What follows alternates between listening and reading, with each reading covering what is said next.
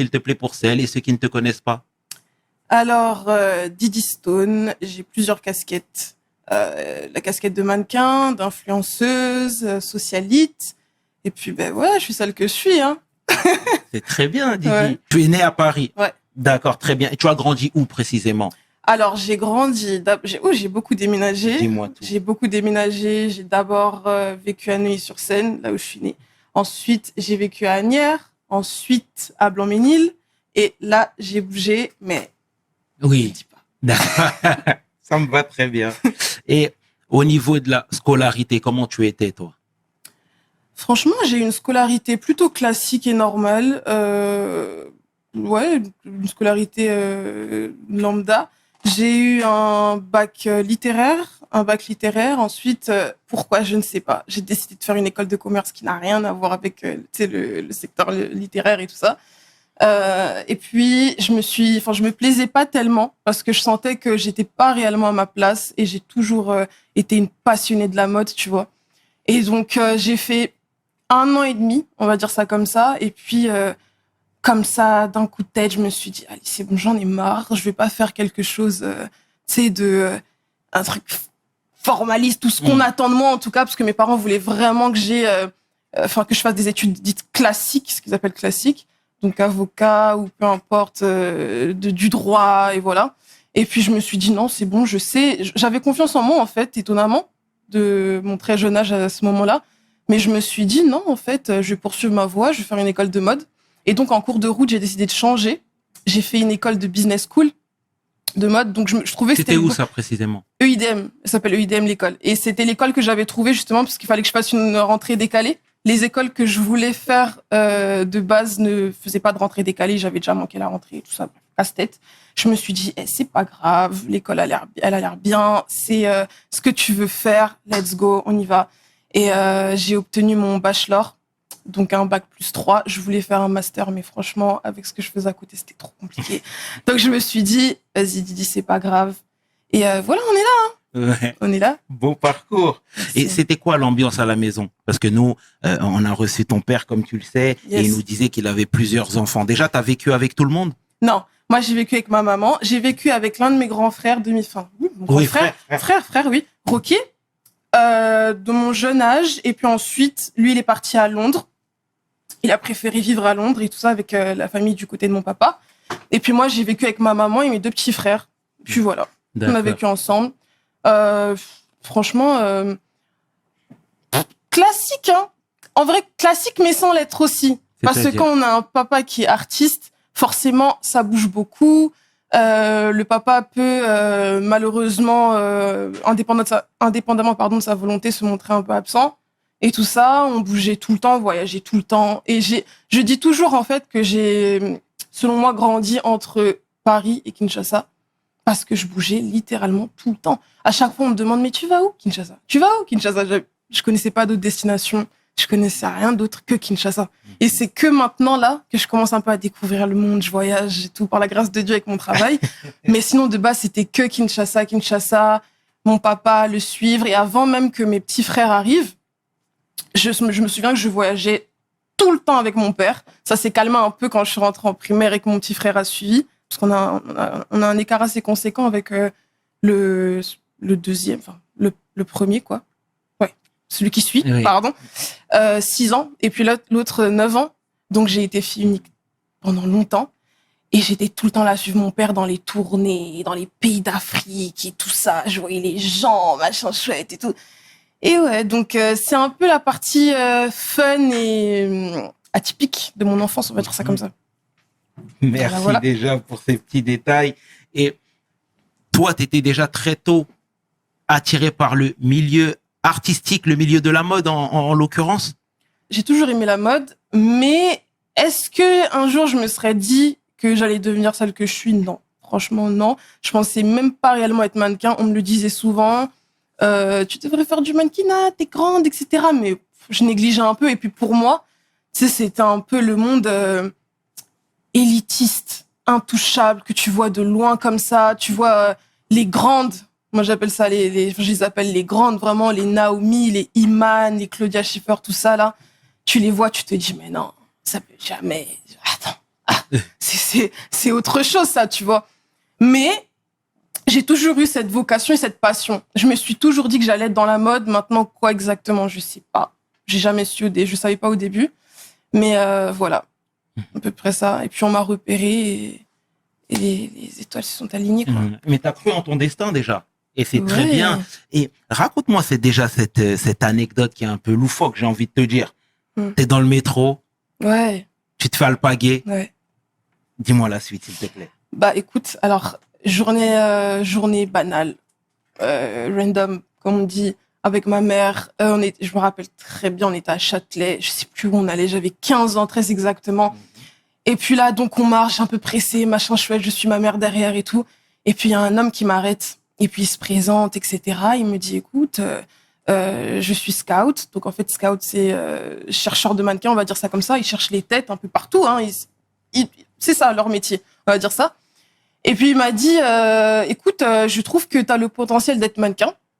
T'es jolie, t'es grande. Est-ce que je peux prendre des photos de toi pour les envoyer à des agences, les montrer à des agences? Moi, je les regarde. On me dit, mais qu'est-ce qu'il me raconte?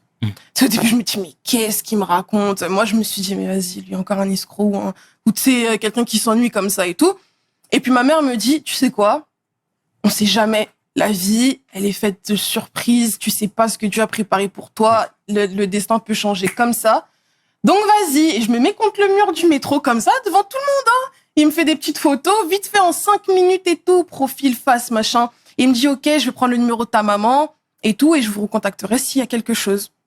OK. Moi, j'attendais rien. Sincèrement, là, j'étais au lycée. Je me suis dit, ouais, bon, il me contacte, cool, il me contacte pas, voilà. Et puis, l'idée est vite partie de ma tête, tu vois.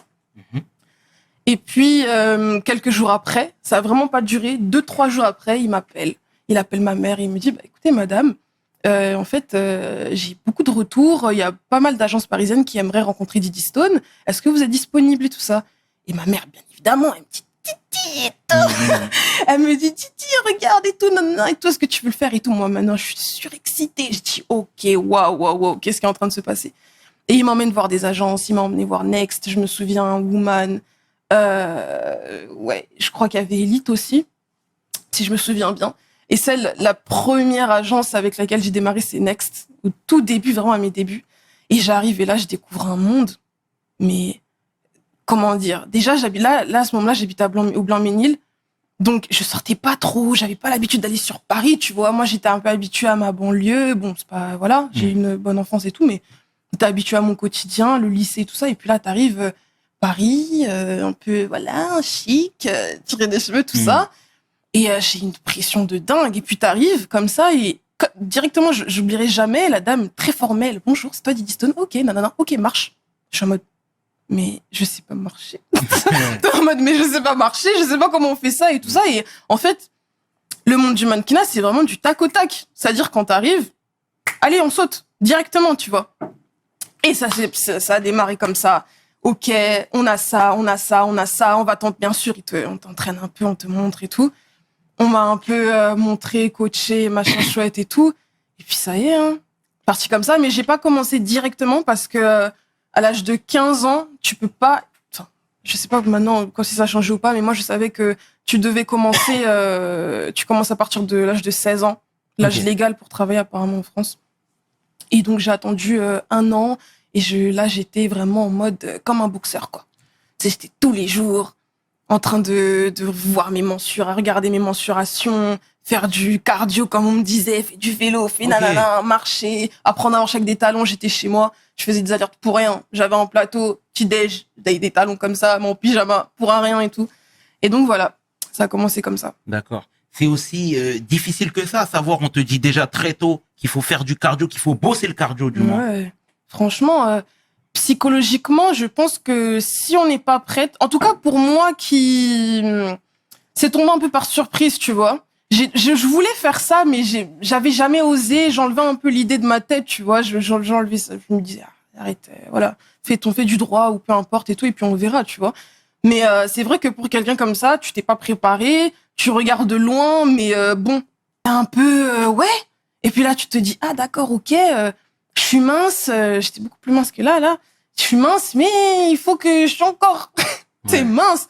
Travailler sur soi et le mauvais côté, ça développe moi, en l'occurrence, ça a développé des complexes. J'étais un peu, du coup, mal à l'aise. J'étais tout le temps là avec, tu sais, à prendre mes mensurations, machin chouette et tout.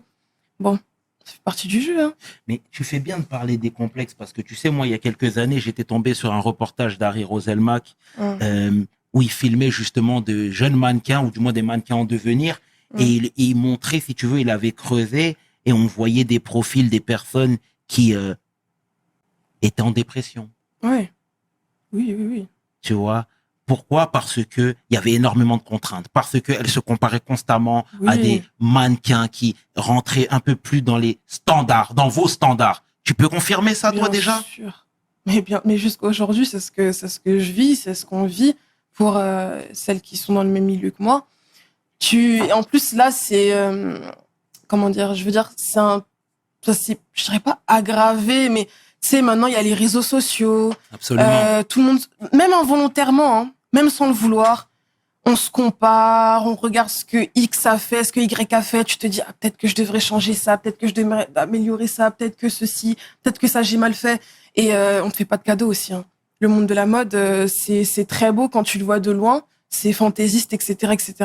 Mais c'est un monde, c'est dur, c'est vraiment dur. Si t'as pas, moi j'ai toujours dit, quand par exemple des filles m'écrivent pour me demander des conseils ou me demander comment tu as commencé ou peu importe, je viens d'être signée, etc. Est-ce que tu peux me dire quelque chose et tout? Je dis toujours, accroche-toi. Il y a des belles choses, on va pas être ingrat et tout. Tu vas voyager, tu travailles avec des marques prestigieuses, des gifts, machin et tout ça. Mais mentalement, faut que tu sois prête. Entoure-toi de bonnes personnes, c'est extrêmement important. Et moi, sincèrement, je pense que sans ma mère, parce que c'est vraiment mon pilier, celle qui a été vraiment avec moi, c'est pendant que mon papa était pas là, etc. Même s'il a été là, tu vois.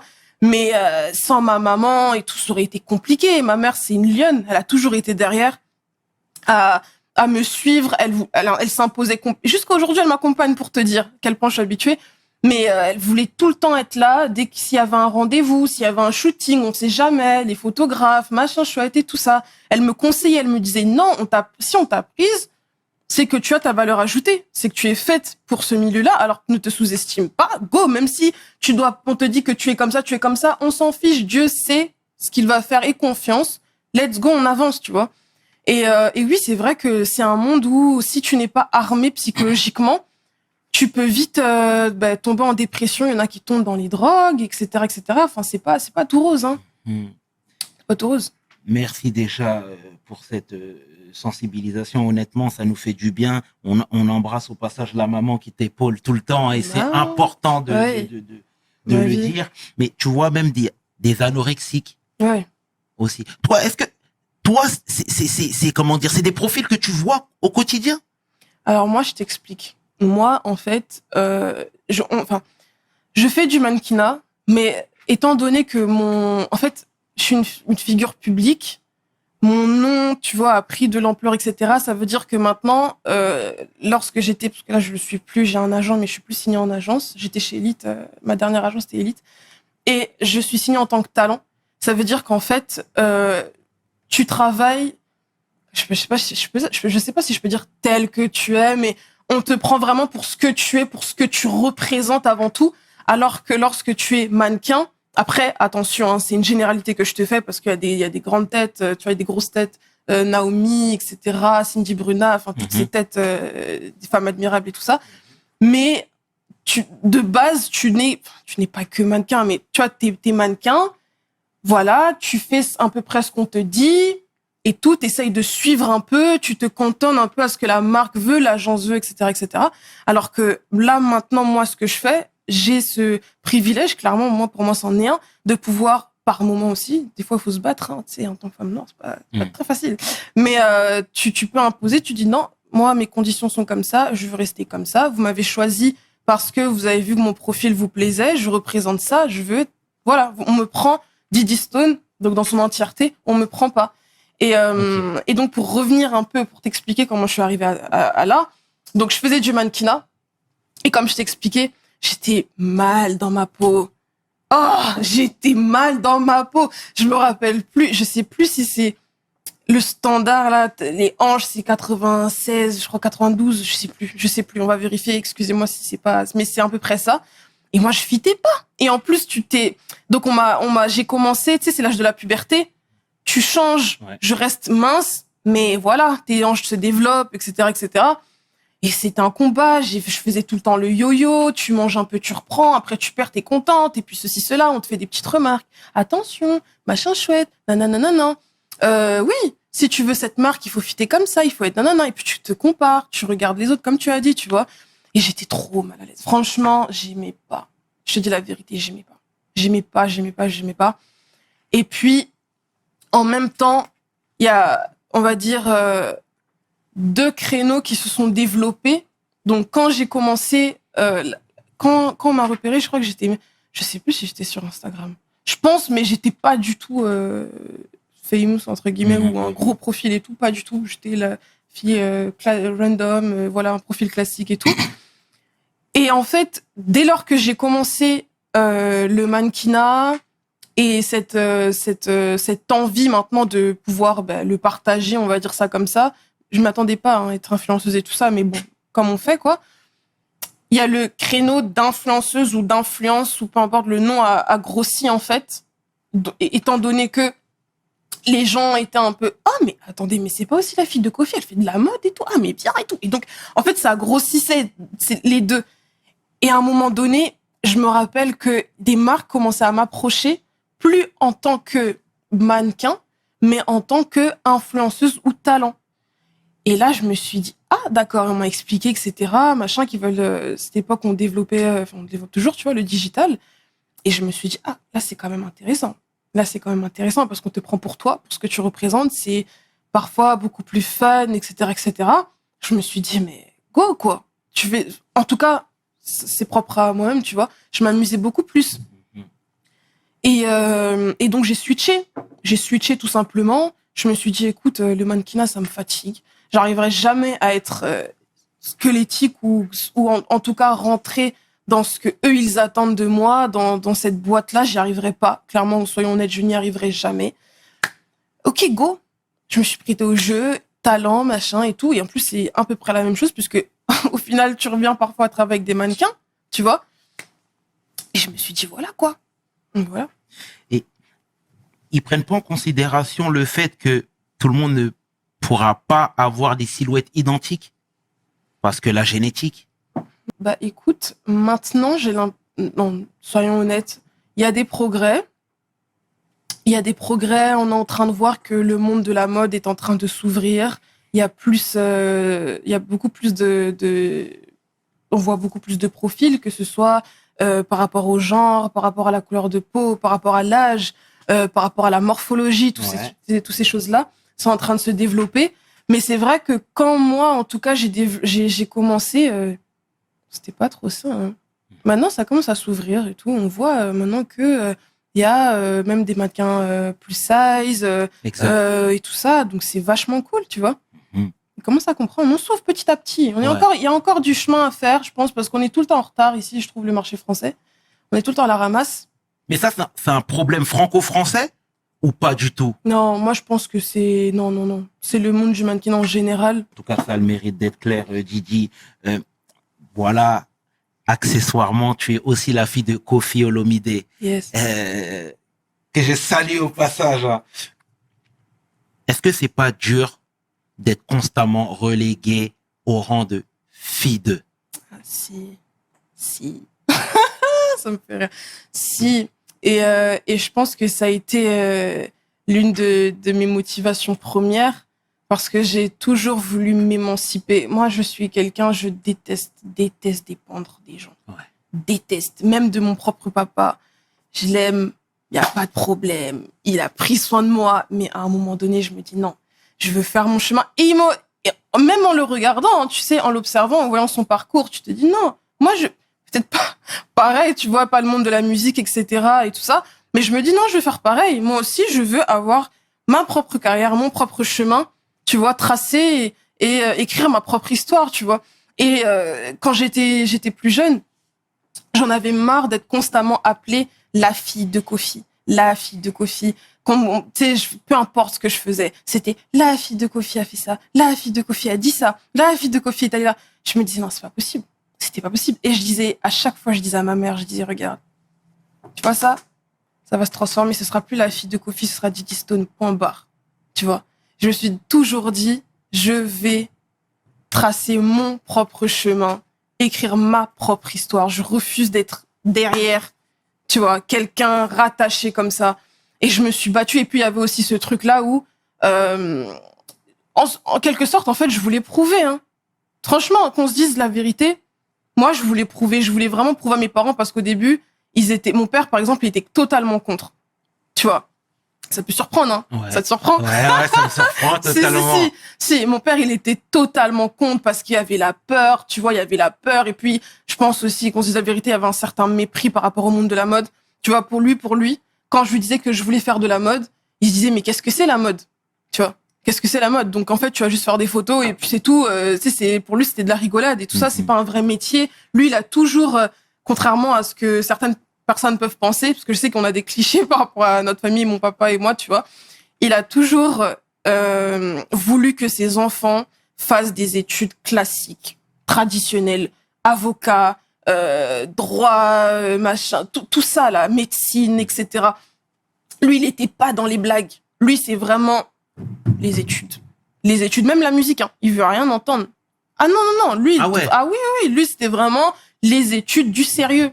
Mais c'est dingue parce qu'on dirait pas et qu'on croit pas. Mais oui, je sais. Lui, c'était vraiment du sérieux dans cette maison en fait. Et moi, j'arrive, donc j'ai fait cursus classique, il n'y a pas de problème.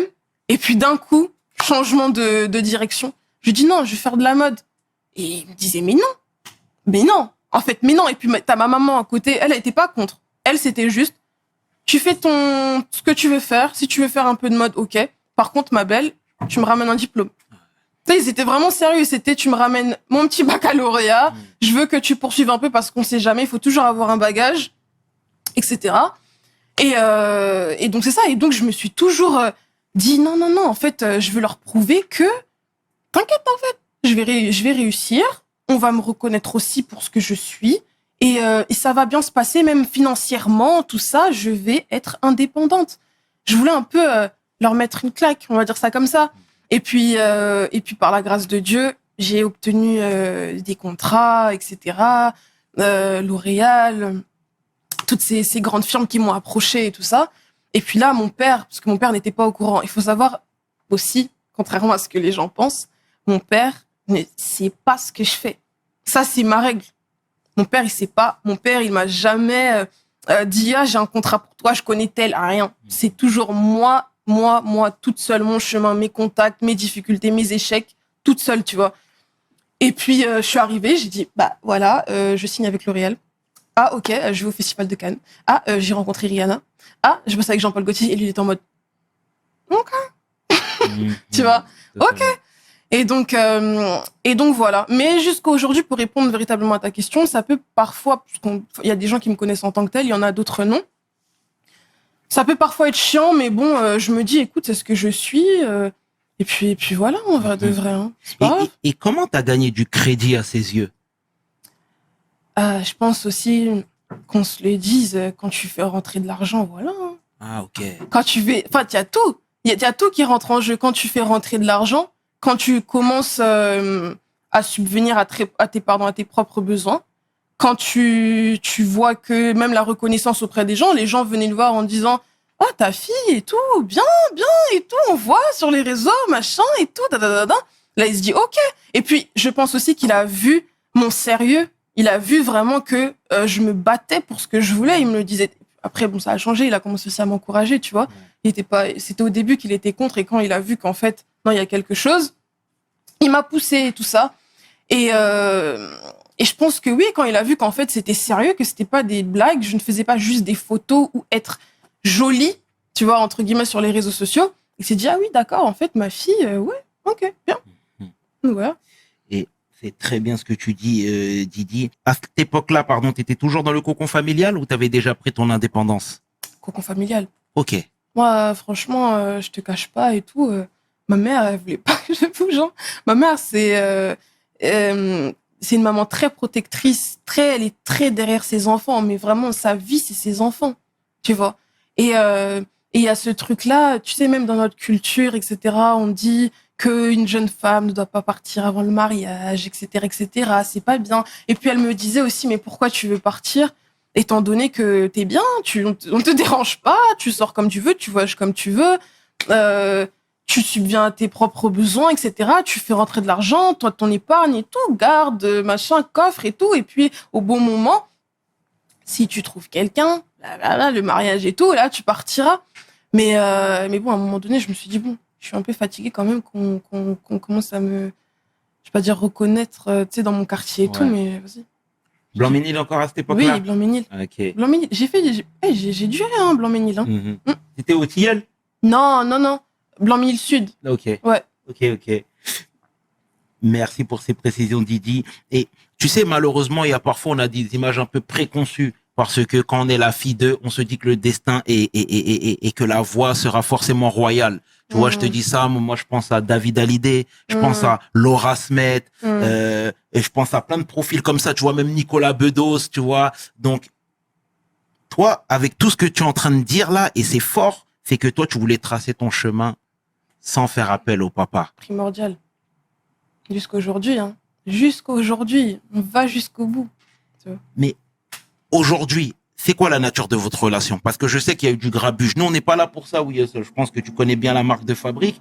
Mais c'est comment? Est-ce qu'il est toujours présent dans ta vie, Kofi? Parce que, tu sais, moi, je l'ai lancé sur ce sujet. Il avait que de l'amour pour toi. En off, il avait que de l'amour pour toi aussi. C'est ce qu'il m'a dit, tu vois, même en off. Et on savait que c'était un sujet qu'il peinait.